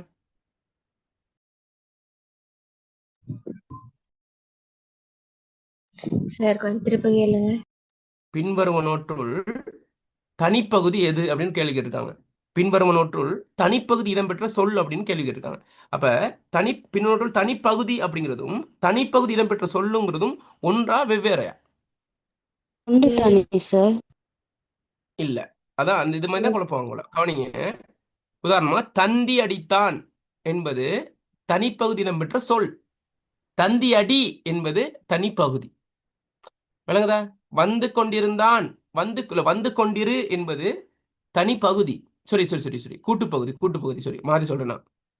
கூட்டுப்பகுதி இடம்பெற்ற சொல்லுக்கும், சரியா, கூட்டுப்பகுதி இடம்பெற்ற சொல்லுக்கும் கூட்டுப்பகுதிக்கும் நான் மாறி சொல்லிட்டேன். சரியா? கூட்டுப்பகுதி இடம்பெற்ற சொல்லுக்கும் பின்னொற்றில் கூட்டுப்பகுதி இடம்பெற்ற சொல் பின்னொற்றில் கூட்டுப்பகுதி ரெண்டுக்கும் இடையிலான வித்தியாசத்தை கேட்கிறேன். சரியா? அப்ப வந்து கொண்டிருந்தான் என்கின்ற போது அது வந்து பாருங்க ஒரு என்னது அந்த கூட்டுப்பகுதியோட பிளஸ் என்னது நிறைய இடம்பெற்ற சொற்கள் சொல். இணையுது. சரியா? வந்து கொண்டு அப்படிங்கிறதோட இந்தி பிளஸ் ஆணுங்கிற அந்த உறுப்புகள் இணைஞ்சு வருது. அது கூட்டுப்பகுதி இடம்பெற்ற சொல். சொல். வந்து கொண்டிரு என்பது சொன்னது வந்து கூட்டுப்பகுதி. கூட்டுப்பகுதி. படகோட்டிகள் என்பது கூட்டுப்பகுதி இடம்பெற்ற சொல்லா கூட்டுப்பகுதியா? கூட்டுப்பகுதி இடம்பெற்ற சொல். விளங்குதா? இந்த மாதிரி கேள்வி வந்திருக்கு. நான் பேசுறது தெளிவா இருக்கா? ஓ சார். ஓகே. அடுத்தது பாப்போமா? இதுல எதுவும் டவுட் இல்லை உங்களுக்கு? இல்ல சார். அடுத்த கேள்வி போம். ஓகே. அடுத்து கவனிங்க. செய்தி எச்சம் வாக்கிய இணைப்பில் பயன்படுமாற்றை விளக்குக. செய்தி எச்சம் வாக்கிய இணைப்பில் பயன்படுமாற்றை விளக்குக. அப்ப இந்த செய்தி எச்சம் எந்த பகுதியில் உள்ளது பிள்ளை? எழுத்தியல்ல உள்ளதா, சொல்லியல்ல உள்ளதா, புணரியல்ல உள்ளதா, வாக்கியவியல் உள்ளதா, இடையில் உள்ளதா? செய்திங்கிற எச்சம் புணரியரா? சொல்லுங்க. நீங்க தான் சொல்லுங்க. வாக்கியம். எல்லாம் அறியலும் சொல்றீங்க. அதாவது இது வினையல்ல உள்ளது பிள்ளை. இப்ப நம்ம முற்றுவினை எச்ச வினை ரெண்டு வகையா பிரிக்கிறோம்னா, முற்றுவினை எச்ச வினை. சரியா? ஓகே. இதுல எச்ச வினையில இப்ப வினையச்சம் சொல்றது அதுல 3 வகை இருக்கு. சரியா? வாய்ப்பாட்டு வினையச்சம் சொல்றது. சரியா? அதுல செய்ய, செய்து, செய்தால் என்ன சொல்லுங்க? 3 வாய்ப்பாடு இருக்கு. என்னென்ன வாய்ப்பாடுகள்? செய்து, செய்தால். செய்யல, செய்ய, செய்ய, செய்து, செய்தால். சரியா? செய்ய, செய்து, செய்தால் 3 வாய்ப்பாடு இருக்கு. இதை ஏன் நம்ம வாய்ப்பாடுன்னு சொல்றோம் அப்படின்னு கேட்டா, ஏன் வாய்ப்பாடுன்னு சொல்றோம்னு கேட்டா, இந்த சொல்ல நம்ம என்ன செய்யலாம்னு கேட்டா, இந்த இந்த வாய்ப்பாடை வச்சுக்கிட்டு நிறைய சொல்ல மாத்தலாம். சரி, இப்ப வா அப்படிங்கிறத செய்யக்கு மாத்தினோம்னா, சரியா, வர வேண்டும். சரியா? இப்ப செய்ய வேண்டும் தானே சொல்றோம். சும்மா வேண்டும் போடுங்களேன், சும்மா ஒரு சொல்ல கண்டுபிடிக்கா. செய்ய வேண்டும். வா அப்படிங்கிறத மாத்தினா அந்த வாய்ப்பாட்டுக்கு செய்ய அப்படிங்கிறத வாவுக்கும் வர. போ அப்படிங்கிறத போங்கிறத போக. Very good. போக. நில் அப்படிங்கிறத செய்யக்கு மாத்தினா செய்ய வேண்டும். நிற்க. ஓகே. அதே செய்துக்கு மாத்துங்க. செய்து அப்படிங்கிறத வாவுக்கு மாத்துங்க. செய்து முடித்தேன். வந்து. படி. படித்து. நில். நின்று. செய்தாலுக்கு மாத்துங்க. வந்தால். வந்தால், போனால், நின்றால் அப்படின்னு வரும். சரியா? இப்போ பாட்டு கூட இருக்கு. போனால் போகட்டும் போடான்னு பாட்டு கூட இருக்கு. விளங்குதா? இது வந்து அப்படி வரும். ஓகே. இப்போ என்ன கேள்வி கேட்டிருக்காங்க இதுல? செய்தி எச்சம் வாக்கிய இணைப்பில் பயன்படுத்த விளக்கு. வாக்கிய இணைப்புல எப்படி பயன்படுத்தப்படுதுன்னு சொல்லணும். வாக்கியத்துல நம்ம என்னென்ன வாக்கியங்கள் இருக்கு? இப்போ பாருங்க, இந்த வினையில உள்ளது எங்க தொடர்புபடுத்துறாங்க? வாக்கியத்தோட தொடர்புபடுத்துறாங்க. எனவே ஒவ்வொரு இயலும் எழுத்தியலா இருக்கலாம், சொல்லியலா இருக்கலாம், இடையியலா இருக்கலாம், புணரியலா இருக்கலாம், எந்த இயலா இருந்தாலும் ஒன்று ஒன்றோடு தொடர்புபட்டிருக்கும். சரியா? வாக்கியமும் புணரியலும் ரொம்ப சம்பந்தப்பட்டது. வினையியலும் வாக்கியவியலும் ரொம்ப ரொம்ப சம்பந்தப்பட்டது. அப்ப அதன் அடிப்படையில் சொல்லுங்க பார்ப்போம். செய்தி எச்சம் வாக்கிய இணைப்பில் பயன்படும் விளக்குன்னு கேள்வி கேட்டா நீங்க எப்படி எழுதுவீங்க? இதில் 5 மார்க்ஸ் கூட எழுதலாம்.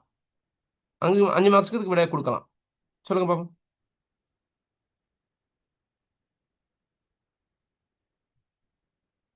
சொல்லுங்க யாராவது. கூட்டு வாக்கியத்தில் பயன்படுத்தப்படுமா, கலப்பு வாக்கியத்துக்கு பயன்படுத்தப்படுமா? கலப்பு வாக்கியம். கலப்பு வாக்கியமா? கலப்பு வாக்கியம். சும்மா சொல்லக்கூடாது, காரணத்தோட சொல்லணும். கவனிங்க, இந்த பாருங்க. செய்தி எச்சம் வாக்கிய இணைப்பில் பயன்படுதல் 2 அல்லது பல முற்று வாக்கியங்களை ஒன்றோடு ஒன்று இணைத்து புதிய வாக்கியங்களை உருவாக்குவதற்கு செய்தி எச்சம் பயன்படுகின்றது. உதாரணம், அம்மா கடைக்கு போனாள், அம்மா சாமான் வாங்கினாள் அல்லது பொருட்கள் வாங்கினாள். அம்மா கடைக்கு போனால், அப்ப இதை என்ன செய்யுங்க, அந்த போனா இதுல முற்று வினை எது? அம்மா கடைக்கு போனால்ல வினை முற்று போனால். போனாள். சரியா? ஓகே. இப்ப இந்த அம்மா கடைக்கு போனால், அம்மா சாமான் வாங்கினாள், இது ரெண்டையும் இணைங்க, கூட்டு வாக்கியமா மாத்துங்க. அம்மா கடைக்கு அம்மா கடைக்கு சென்று சாமான் வாங்கினார். ஆ விளங்குதா? இப்ப இந்த இடத்துல அவ போனால் அப்படிங்கிற சென்று இல்லை, அங்க போனால் தானே இருக்கு. அம்மா கடைக்கு போய் சாமான் வாங்கினாள். விளங்குதா? அம்மா கடைக்கு போய் சாமான் வாங்கினாள். இந்த இடத்துல போனால் அப்படிங்கிறது வந்து என்னவா மாறுது? போயின்னு மாறுது. விளங்குதா? போய்ங்கிறது செய்ய செய்ய வாய்ப்பாட்டுச்சமா, செய்தா செய்தாளா? செய்ய. செய்யா? செய்து. செய்ததே பார்த்துக்கிட்டு இருக்கோம். செய்யங்கிறீங்க. அம்மா கடைக்கு போய், அப்புறம் செய்து முடித்தேன், போய் முடித்தேன், அப்படித்தானே வரும். போய் போய் அம்மா சாமான் வாங்கினாள். விளங்க? இந்த மாதிரி இதுதான் என்னது வாக்கிய இணைப்பு. அந்த மாதிரி நீங்க ஒரு வாக்கியம் சொல்லுங்க.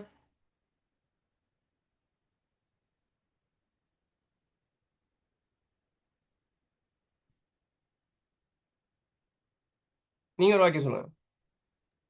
தம்பி பாடசாலையால் வந்து விளையாடினான். பாடசாலையில் வந்து ஒழுங்கு நல்ல தெளிவான ஒரு வாக்கியம் சொல்லுங்க.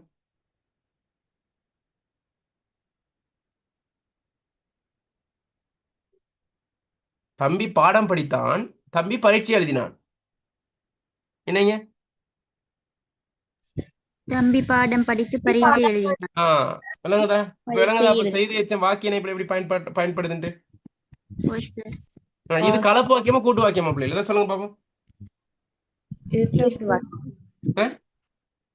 கூட்டு வாக்கியம். கூட்டு வாக்கியம். கூட்டு வாக்கியமா? கலப்பு வாக்கியம். பாருங்க, இன்னும் தெளிவு இல்லாம இருக்கீங்க. நீங்க எந்த பேட்ச்? நீங்க 2026 பேச்சா, 27 பேச்சா, 28 பேச்சு சொல்றாங்க? 28 சார். 28னா பிரச்சனை இல்லை. சரி, நான் காலம் இருக்கு. சரியா? ஓகே. கவனிங்க, என்ன சொல்றதுன்னு கேட்டா, இது வந்து ஒரு தலைமை தொடரும் சார்பு தொடரும் இணைஞ்சு வந்திருக்குண்ணா. பாருங்க, அம்மா கடைக்கு போய் சாமான் வாங்கினார். சரி, இந்த இடத்துல அம்மா சாமான் வாங்கினால் இந்த தலைமை தொடர், கடைக்கு போய் என்னது? சரி, சாமான் வாங்கினால் தலைமை தொடர், கடைக்கு போய்ங்கிறது சார்பு தொடர். சார்பு தொடர். சரியா? இது வந்து வேற, அது நிறைய விஷயம் பார்க்கறதுக்கு அங்க என்னது கடைசி கிளாஸ்ல தான் பார்த்து படிப்பிச்சேன்னு நினைக்கிறேன் நான். சரியா? ஓகே. அதனால இது தலைமை தொடர் சார்பு தொடர் இருக்கனால இது கலப்பு வாக்கியம். சரியா? ஓகே. அடுத்து நம்ம இது விளங்கிச்சு தானே? செய்தேச்ச வாக்கிய இணைப்பில் பயன்படுதல், வாக்கிய இணைப்பில் பயன்படுத்தல் விளங்கிச்சா? ஓ சார். ஓகே. அடுத்தது போமா? Okay. Okay okay sir. Okay. இது அவ்வளவுதான் நம்ம இந்த இந்த இந்த மெத்தட்ல உள்ள கேள்விகள். இப்போ வந்து நம்ம எம்சிக்யூக்கு போக போறோம். சரியா? கடகடன்னு என்ன செய்ய போறோம்? எம்சிக்யூ போமா? Okay sir. தெளிவா இருக்கா நான் படிப்பிக்கிறது? Okay sir. ஓ சார். ஓகே. பாருங்க, ஒரு பாஸ் பேப்பர்ல வந்த கேள்விகள் தான். ஓகே, பாருங்க. பின்வருவற்றுள் தனி வினை. விடைய போடுங்க, செட் பாக்ஸ்ல விடைய போடுங்க.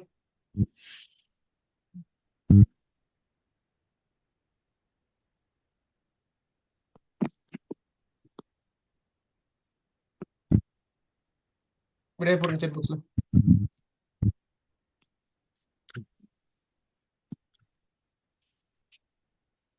ஓகே. மைக்கை மியூட் பண்ணிக்கொள்ளுங்க.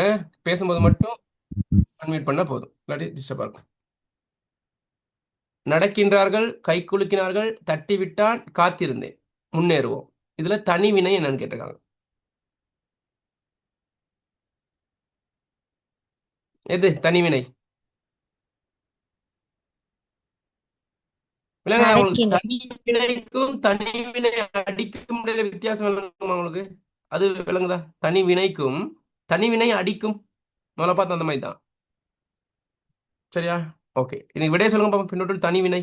நடக்கின்றார்கள், கை குலுக்கினார்கள், தட்டிவிட்டான், காத்திருந்தேன், முன்னேறுவோம். அப்புறம் பார்த்தோம். நடக்கின்றார். நடக்கின்றார்கள். நடக்கின்றார்கள் உள்ள பகுதி என்னது? நட. நட. கை குலுக்கினார்கள் உள்ள பகுதி? கை தட்டிவிட்டான் அப்படிங்கிறது உள்ள பகுதி?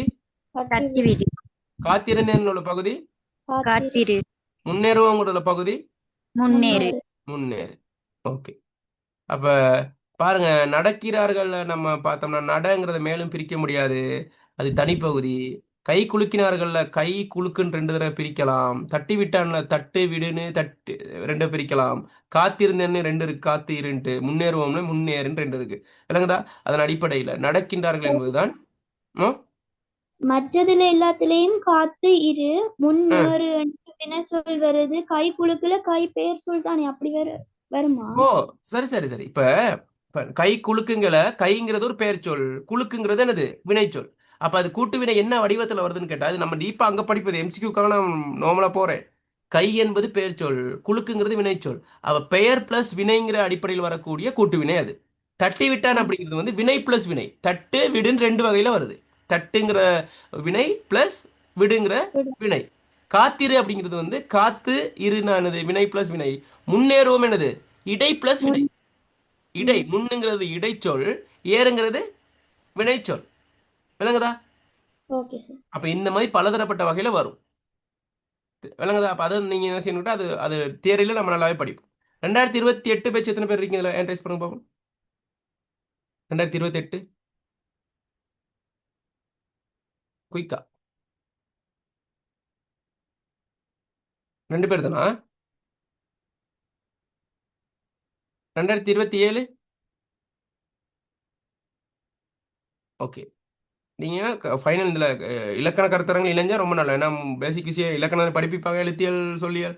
2028 பேச்சும் இணையலாம். அதே மாதிரி கிளாஸஸ் நடக்குது உங்களுக்கு. சரி, 2000 நடக்க போகுது. இப்போ ஸ்டார்ட் பண்ண போறேன்னா 2028 27க்கு கிளாஸ் நடக்கும். 2026 எக்ஸாம் செய்கிறவங்களுக்கு என்னது செமினார்ஸ் நடக்கும். நீங்கள் செமினார்ஸ்லேயும் கலந்து கொள்ளலாம். அது ரொம்ப பிரயோசனமாக இருக்கும். சரியா? கட்டணம்னா நீங்கள் பெரிய அளவு நினைக்கிற மாதிரி இல்லை. நீங்கள் தொடர்புகளும் நான் தகவலை தரேன். சரி, உங்களுக்கு பிரயோசனமாக இருக்கும், வந்து பாருங்க. ஓகே, அடுத்தது பார்ப்போம். பின்னோட்டுள் செயற்படு பொருள் குன்றிய வினையாகவும் குன்றாத வினையாகவும் வரும் வினை. விடைய போடுங்க செட் பாக்ஸ்ல. பின்னோட்டுள் செயற்படு பொருள் குன்றிய வினையாகவும் குன்றாத வினையாகவும் வரும் வினை.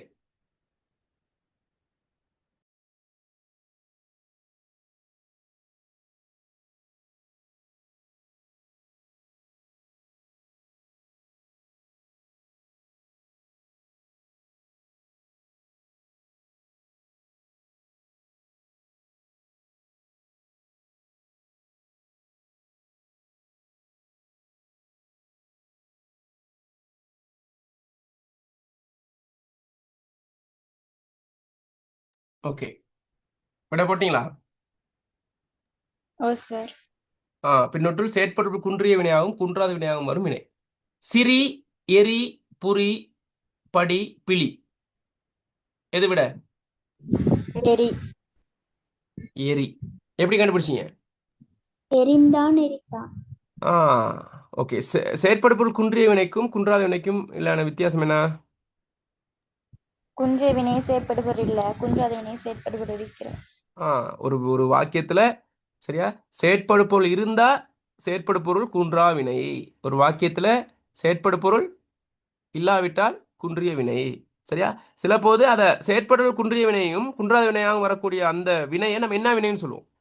பொது செயற்படு வினை. குன்றி பொது வினை. நீங்க எந்த பேட்ச்? 2000 அப்ஷா? 26. 26 கிளாஸ் வாரீங்க நம்மட? இல்ல சார், செமினாருக்கு ஜாயின் பண்ணிக்கிறேன்.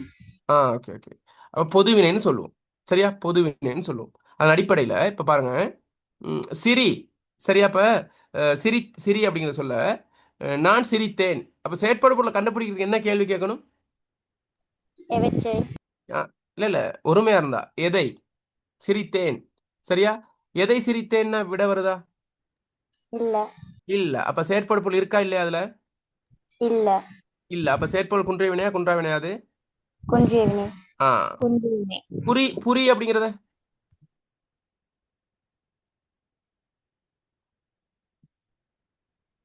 நான் உதவி புரிந்தேன். சரியா? நான் எதை புரிந்தேன்? உதவி புரிந்தேன். செயற்படு பொருள் இருக்கு. இருக்கு. இருக்கு. அப்ப குன்றா வினை. நான் படித்தேன். எதை படித்தேன்? பாடத்தை. புத்தகத்தில் ஏதோ புத்தகத்தை செயற்பொருள் இருக்கு. பிழிந்தேன். எதை பிழிந்தேன்? ஆடை. ஆடையை பிழிந்தேன். சாற்றை பிழிந்தேன். ஓகே. எரிந்தேன். எதை எரிந்தேன்? பந்தை. ஆ பந்தை எறி. ஆ ஆ இல்ல இல்ல அந்த எரியாது. எந்த எரின்னு பாருங்க. இது எரியுது. தீப்பற்றல. இல்ல இல்ல இல்ல நல்லா எந்த எரின்னு பாருங்க பிள்ளைகள். தீப்பிடிக்கிறது சார். தீ பிடிக்கிறது அது. சரியா? உதாரணம் சொல்லுங்க. இப்ப செயற்பொருள் குன்றிய வினைக்கும் குன்றா வினைக்கு ஒரு உதாரணம் சொல்லுங்க பாப்போம். எரிய வச்சு. குப்பையில விறகு. ஆ விளக்கு எரிந்தது. சரி, விளக்கு எரிந்தது. இது செயற்பொருள் குன்றிய வினையா குன்றா வினையா அந்த வாக்கியம்? குன்றிய வினை. ஆ குன்றிய வினையா? விளக்கு எரிந்தது. நான் விளக்கை எரித்தேன். குன்றாத வினை. விளக்கே எரிச்சிட்டார் அவர். நான் புத்தகத்தை எரித்தேன். என்னது?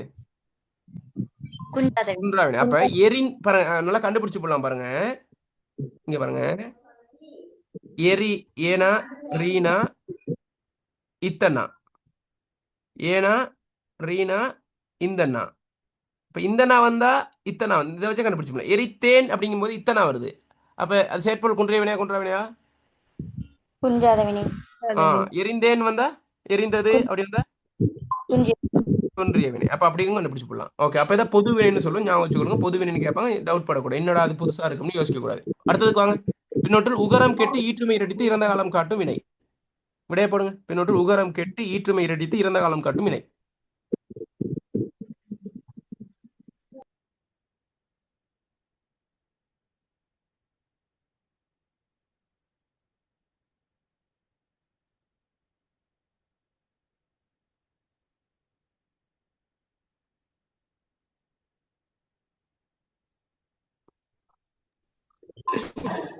ஓகே, கவனிங்க பிள்ளைகள். சொல்லுங்க. இப்ப காலம் காட்டுறது வந்து பகுதியா விகுதியா இடைநிலையா? மைக்கை மீட் பண்ணி வைங்க. மற்ற பேசுறவங்க மட்டும் மைக் அன்மியூட் பண்ணி பேசுங்க.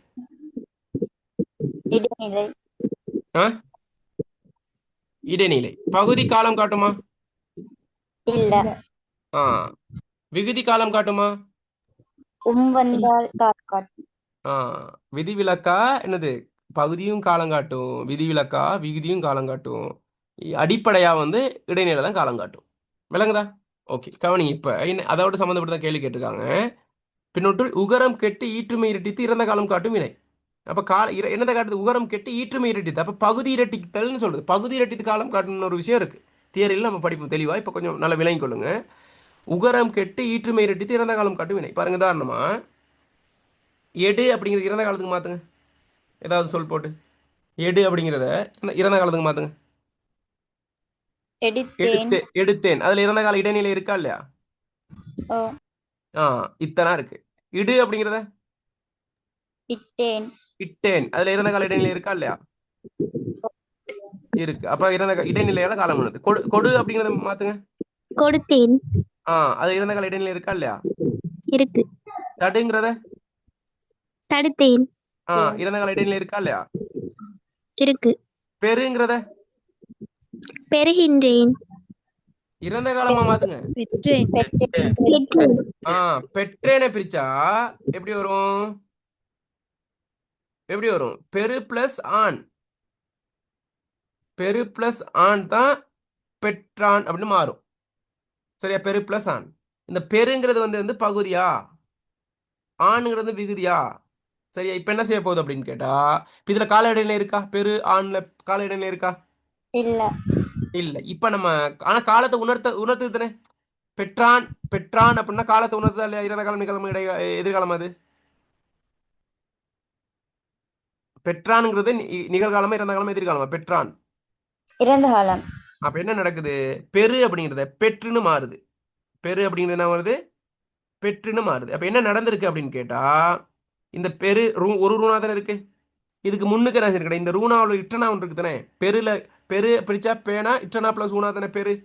அங்கதா பேனா இட்டனா பிளஸ் ஊனா தானே பெரு பிரிச்சோம்னா ஓ விளங்குதா.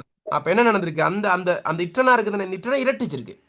அதாவது அந்த அந்த என்னது வினை அடி இருக்குதானே, பகுதி இருக்குது. பகுதி அப்படிங்க பகுதியிட கடைசி மெய் இருக்குதானே. கடைசி ஓ மெய் என்னது, இட்டனா. இட்டனா இரட்டிச்சிருக்கு. விளங்குதா. பெரு பெற்றுன்னு மாறி இருக்கு. பெற்றோ விளங்குதா. சார். பெற்றுன்னு மாறி ஆண் அப்படிங்கிறது சேர்ந்துருக்கு, விகுதி சேர்ந்து என்ன மாறி இருக்கு. பெற்றான் அப்படி சொல்லி மாறி பெற்று பிளஸ் ஆண் என்ன நடந்திருக்கு, அதுக்கு பிறகு என்ன நடந்திருக்கு கேட்டா, பெற்று அப்படிங்கிறது வந்து பெற்றுங்கிற இட்டனா பிளஸ் ஊனா தானே. இட்டனா பிளஸ் ஊனா தானே ஓ பெற்று ஊனா. இப்ப என்ன நடந்திருக்கு இந்த இடத்துல, இந்த ஊனா இல்லாம போனா, இந்த ஊனா பெற்று அப்படிங்கிறதுல ஊனா இல்லாம போனா பேனா இருக்கும், இட்டனா இருக்கும், இன்னும் ஒரு இட்டனா இருக்கும். ஊனா எங்க இல்லாம கெட்டு போச்சு. இல்லாம ஆ போயிடுச்சு. இல்லாம போச்சு, கெட்டு போயிடுச்சு. சரியா. இப்போ என்ன ஆச்சு இந்த இடத்துல, இந்த ஆண் இருக்குது தானே, இந்த ஆவண்ணா இந்த இட்டனாவும் இந்த இட்டனாவும் இந்த ஆவணாவும் சேர்ந்து என்ன மாறும், சா ராவா சாவா மாறும். அப்ப பெற்றான்னு மாறும். அப்ப இப்ப நல்லா கவனிச்சு கொள்ளுங்க, இதுல என்ன நடந்திருக்கு. உகரம் கெட்டு ஈற்றுமை இரட்டித்து இறந்த காலம் காட்டுதா இல்லையா. காட்டுதோ. அதைத்தான் நம்ம என்னன்னு சொல்லுவோம், என்னன்னு சொல்லுவோம், பகுதி இரட்டித்து காலம் காட்டும். பகுதி இரட்டித்து காலம் காட்டும் வினைகள். பகுதி இரட்டித்து காலம் காட்டுதல். அது நிறைய சொற்கள் இல்ல, கொஞ்சம் சொற்கள் தான் இருக்கு. உதாரணம் நகு. நகுங்கிற சொல் வந்து இறத இறத காலம் மாத்துங்க. நக்கான். நக்கான் என்ன அர்த்தம், நக்கான் அப்படிங்கிறதுக்கு பொருள் என்ன, நக்காதவனா. சிரித்தான். இடுக்கண் வருங்கால் நகுக, இடுக்கண் வருங்கால் நகுக அப்படிங்கிறது தானே. அப்ப நகுதல் என்ன, நகுனா சிரித்தலா. சிரித்தான் சிரிக்கிறது. நக்கான்னா சிரித்தான். சிரிக்க சிரித்தான். மாட்டான். நக்கான் நெகட்டிவா வரும். நக்கான் சிரிக்க மாட்டான் அல்லது சிரிக்காதவன் அப்படிங்கிற மாதிரி பொருள் வரும். விளங்குதா. அப்ப அது பெரு நகு. வேற இந்த மாதிரி புகு சொல்லிருக்கான்னு பாருங்க. புக்கான். புகு புக்கான். புகு. இடு இடு விடு புகு புக்கான். வேற விடு. விடு நடு அந்த மாதிரி வரும். சில சொற்கள் தான் வரும். விளங்குதா. அந்த அடிப்படையில் இப்படி நம்ம போயிட்டு இருக்கோம் பிள்ளைகள். அந்த வகையில இப்படி நிறைய கேள்விகள் நம்ம ப்ராக்டிஸ் பண்ணும்போது நம்ம ஃபைனல் எக்ஸாமுக்கு நல்ல ஒரு ஸ்கோர் பண்ணலாம். சரியா. ஓகே. அந்த அடிப்படையில் நம்ம கிளாஸை நிறுத்தோம்னா 1 மணி நேரத்துக்கு மேலே போய் கொண்டிருக்கு. அந்த அடிப்படையில் உங்களுக்கான இப்போ நிறைய புதிய மாணவர்கள் வந்துருக்கு. புதிய மாணவர் இன்றைக்கு தான் கிளாஸ்க்கு நான் வந்திருக்கோம் அப்படிங்கிறதுல நிறைய குரூப்ஸில் உள்ளவங்களாம் சப்போர்ட் பண்ணாங்க. நிறைய அட்மின்ஸ் எல்லாம் சப்போர்ட் பண்ணாங்க. நீங்களும் ஷேர் பண்ணீங்க. நிறைய மாணவர்கள் வந்தீங்க, ரொம்ப நன்றி. அதே போல் அடுத்தடுத்த வகுப்புகளுக்கும் சப்போர்ட் தாங்க. ஃப்ரீ கிளாஸஸ் டெய்லி நடக்கும். அது இல்லாமல் முக்கியமாக நம்ம வந்து பெரிய ஒரு முயற்சி எடுத்திருக்கோம், அந்த இலக்கண தொடர செய்யறதுக்கு. நிறைய பேருக்கு போய் அணுகணும். நிறைய பேர் இந்த இலக்கணம் வந்து கஷ்டம்னு சொல்லி இருக்கக்கூடிய ஆட்களுக்கு இந்த இனிக்கும் இலக்கணங்கிற அடிப்படையில் இலகுவா விளங்குதா இல்லையா. நான் படிப்பிக்கிறது உங்களுக்கு உங்களுக்கு எப்படி சொல்ற நண்பன் சொல்லி கொடுக்குற மாதிரி இருக்கா, உங்களுக்கு பக்கத்துல இருந்து உங்களுக்கு புரியுற மாதிரி. நல்லா விளங்கு சார். நல்ல அதுதான் சொல்றேன். விலங்கு. அது நிறைய பேர் வந்து இலக்கணம் வந்து கஷ்டம்னு சொல்லி அதில் மார்க்ஸ் குறைவா எடுத்து அப்படிங்கிற அந்த இலக்கத்தோட முடியாமல். இலக்கணம் ரொம்ப முக்கியம் இங்கே. உங்களுக்கு 20 MCQ ப்ளஸ் 8வது வினா எல்லாத்துலேயும் இலக்கணம் இருக்கு. அதனால அந்த மாணவர்களுக்கான அதை நீங்கள் என்ன சொல்றது, உங்களுக்கு பிரயோசனம்னு நீங்கள் யோசிச்சீங்கன்னா கண்டிப்பாக வாங்க, பரிந்துரை செய்யுங்க. சரியா. பெரிய ஒரு முயற்சி, டியூட்டர்லாம் ரெடியாக இருக்கு. அப்போ மாணவர்களோட வரவு குறைவு அப்படிங்கிறனால தான் நம்ம என்ன செய்யணும், ஒரு முன்னோடி வகுப்பு போடுவோம் அப்படின்ட்டு நம்ம பார்த்தோம். அதன் அடிப்படையில் 3, 4, 5 முதலாவது தொடரும், 9, 10, 11 இரண்டாவது தொடரும் இருக்கு. அது தொடர்ந்து கவிதைகள் அது இது இலக்கிய வரலாறு அப்படிலாம் போய் கொண்டிருக்கும். உங்கள் நண்பர்களுக்கும் சொல்லுங்க. வாய்ப்பு வந்ததுக்கு ரொம்ப நன்றி, பகிர்ந்ததுக்கு ரொம்ப நன்றி. ஏதாவது கருத்துக்கள் எதுவும் சொல்றாங்க சொல்லுங்க. எப்படி இன்னைக்கு கிளாஸ் இருந்துச்சு அப்படிங்கிறத பத்தி யாராவது சொன்னா நல்ல ஃபீட்பேக்.